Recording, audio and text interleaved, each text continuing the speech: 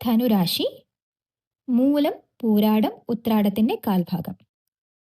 ഗുരുവിന്റെ ശക്തി ധനുരാശിക്ക് നല്ലതാണ്.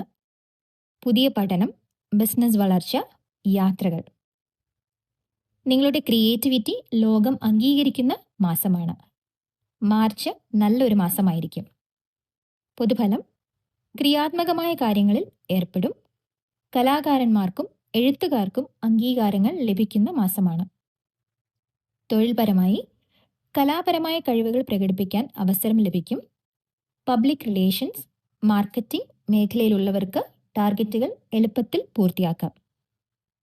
സാമ്പത്തികം: പിതാവിൽ നിന്നോ പിതൃതുല്യരായവരിൽ നിന്നോ സാമ്പത്തിക സഹായം ലഭിക്കും. പുതിയ വീട് വയ്ക്കാൻ ആഗ്രഹിക്കുന്നവർക്ക് ലോൺ അനുമതി ലഭിക്കാം.